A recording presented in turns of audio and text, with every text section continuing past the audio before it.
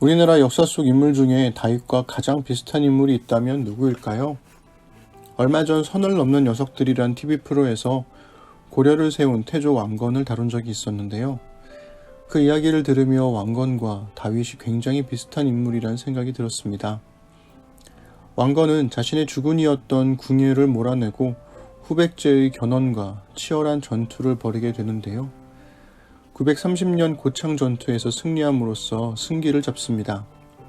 패배한 견훤은 실정을 거듭하다 자식들의 반란으로 금산사에 감금되죠. 후백제의 왕좌를 첫째 아들 신검에게 빼앗기자 견훤은 고심 끝에 자신과 치열하게 싸웠던 상대인 왕건에게 투항하는 놀라운 결심을 합니다. 포용의 남자 왕건은 견훤을 성대하게 맞이하고 최고의 예우로 대하죠. 그렇게 왕건은 후백제를 통일하여 고려를 세웁니다. 관계도가 완벽하게 일치하는 건 아니지만 마치 궁예는 사울 같고 견훤은 아브넬 같으며 왕건은 다윗 같습니다. 아마도 견훤과 왕건의 나이차가 아브넬과 다윗의 나이차와 비슷하지 않을까 싶어요. 내전은 오래 지속되었습니다. 3장 1절과 6절은 사울 집안과 다윗 집안 사이의 내전이 오래되었다는 것을 반복하며 두 나라의 구군이 어떻게 달라지는지를 보여주죠. 1절에서 다윗의 집이 점점 더 강해진다는 것은 2절에서 5절에 언급되는 다윗의 6 아내에게서 태어난 6 아들들의 이름으로 증명됩니다. 그리고 사울의 집이 점점 더 약해진다는 것은 6절 이후의 이야기로 드러나는데요. 아브넬이 선왕 사울의 첩과 동침한 사건이 벌어지고 그 일로 인해 아브넬은 이스보셋 왕 몰래 다윗에게 투항하려고 합니다. 고대 사회에서 선왕의 여자와 동침한다는 건 왕권을 소유한다는 의미였습니다. 그런데 아브넬이 사울의 첩 리스바를 품었으니 가뜩이나 힘이 없는 이스보셋 왕은 발끈할 수밖에 없었죠. 게다가 이스보셋은 리스바의 아들이었을 수도 있습니다. 만약 그렇다면 왕보다 큰 권력으로 이스보셋을 옹립한 아브넬이 이제 왕의 아버지가 되려고 했던 거죠. 조선 말기에 흥선대원군이 고종을 왕으로 세우고 더 큰 권력을 가졌던 것처럼 말입니다.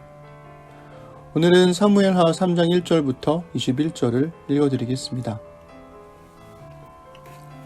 사울 집안과 다윗 집안 사이의 전쟁이 오래 계속되었다. 그러나 다윗 집안은 점점 더 강해지고 사울 집안은 점점 더 약해졌다. 다윗이 헤브론에서 낳은 아들은 다음과 같다.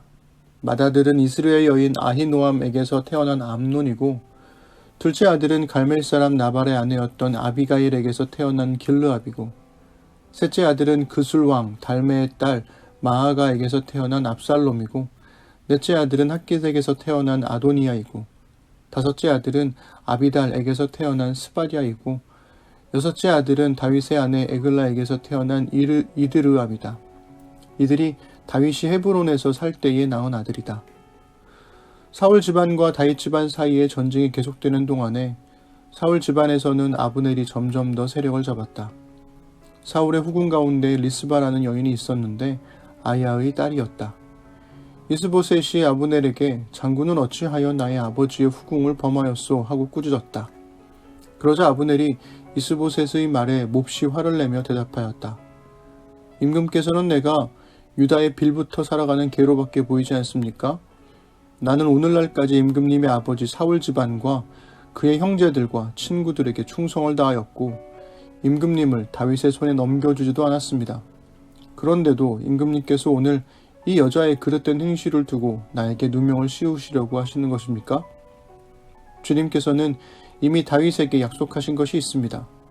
이제 저는 다윗 편을 들어서 하나님의 뜻대로 하겠습니다. 그렇게 하지 않는다면 하나님이 이 아브넬에게 벌을 내리시고 또 내리셔도 좋습니다. 하나님은 이 나라를 사울과 그의 자손에게서 빼앗아 다윗에게 주실 것입니다. 하나님이 다윗을 이스라엘과 유다의 왕으로 삼으셔서 북쪽 단에서부터 남쪽 브엘세바에 이르기까지 다스리게 하실 것입니다. 이 말을 듣고 이스보셋은 아브넬이 두려워서 그에게 다시는 말 한마디도 하지 못하였다. 아브넬은 다윗에게 사람을 보내어서 이렇게 전하였다. 이 나라가 누구의 것입니까? 그러니 임금님이 저와 언약만 세우시면 내가 임금님의 편이 되어서 온 이스라엘이 임금님에게 돌아가도록 하겠습니다. 다윗이 대답하였다. 좋소, 내가 장군과 언약을 세우겠소. 그런데 나는 장군에게 한 가지만 요구하겠소. 그대는 나를 만나러 올 때에 사울의 딸 미갈을 데리고 오시오. 그렇지 않으면 내 얼굴을 볼 생각을 하지 마시오. 그런 다음에 다윗은 사울의 아들 이스보셋에게 사람을 보내어서 이렇게 전하였다. 나의 아내 미갈을 돌려주시오. 미갈은 내가 블레셋 사람의 포피 100개를 바치고 맞은 아내요. 그러자 이스보셋이 사람을 보내어서 미갈을 그의 남편인 라이스의 아들 발디엘에게서 빼앗아 오도록 하였다. 그때 그 여인의 남편은 계속 울면서 바후림까지 자기 아내를 따라왔는데 아브넬이 그에게 당신은 그만 돌아가시오 하고 말하니 그가 돌아갔다. 아브넬이 이스라엘의 장로들과 상의하였다. 여러분은 이미 전부터 다윗을 여러분의 왕으로 모시려고 애를 썼습니다. 이제 기회가 왔습니다. 주님께서 이미 다윗을 두고 내가 나의 종 다윗을 시켜서 나의 백성 이스라엘을 블레셋 사람의 지배와 모든 원수의 지배에서 구하여 내겠다 하고 약속하여 주셨기 때문입니다. 아브넬은 베냐민 사람들과도 상의한 뒤에 이스라엘과 베냐민 사람 전체가 한데 모은 뜻을 다윗에게 전하려고 헤브론으로 떠났다. 아브넬이 부하 20명을 거느리고 헤브론에 이르러서 다윗을 찾아가니 다윗이 아브넬과 그를 따라온 사람들에게 잔치를 베풀었다. 잔치가 끝나자 아브넬이 다윗에게 말하였다. 이제 그만 일어나 가서 온 이스라엘을 높으신 임금님 앞에 모아놓고서 임금님과 언약을 세우게 하겠습니다. 그러면 임금님이 원하시는 어느 곳에서나 원하시는 대로 왕이 되셔서 다스리실 수 있습니다. 다윗이 아브넬을 떠나보내니 그가 평안히 떠나갔다. 이스보셋 왕이 아브넬의 행태를 지적하자 아브넬은 분노합니다. 아브넬은 억울하다며 발끈하지만 이를 빌미로 이제는 다윗 편이 되겠다고 선언하죠. 꼭두각시 왕 이스보셋은 두려워서 침묵하고 맙니다. 그런데 여기서 아브넬의 말에 주목해 볼 필요가 있습니다. 그는 이제 저는 다윗 편을 들어서 하나님의 뜻대로 하겠습니다 라고 말하죠. 이 말만 들으면 지금까지는 하나님의 뜻에 순종하지 않았지만 이제는 순종하겠다는 회개처럼 들립니다.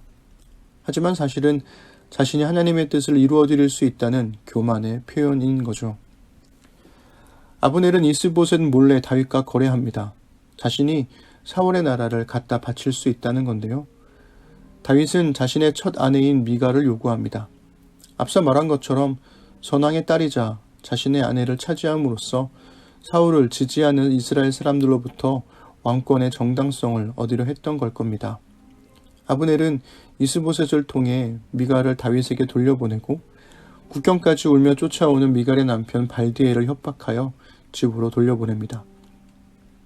아브넬과 다윗 사이의 거래가 성사되자 아브넬은 이스라엘의 장로들과 사울이 속한 베냐민 지파 사람들을 설득하여 투항하기로 하고 다윗을 찾아갑니다.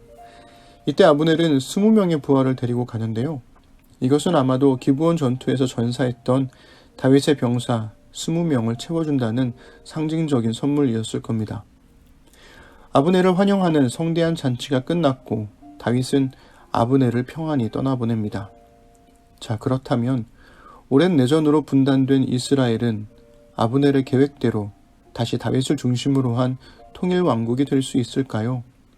다윗을 이스라엘의 왕으로 세우신다는 하나님의 뜻을 아브넬이 이룰 수 있을까요? 하나님은 사람을 통해 일하시지만 사람이 하나님의 뜻을 이루어주는 것은 아닙니다. 아브넬의 교만은 자신의 힘으로 하나님의 뜻을 이루어드릴 수 있다는 거였고 자신만이 그런 힘을 갖고 있다는 거였죠. 뒤집어 생각해보면 하나님의 뜻을 알고도 7년 6개월을 버텼던 겁니다. 하나님의 나라에 기회주의자의 자리는 없습니다.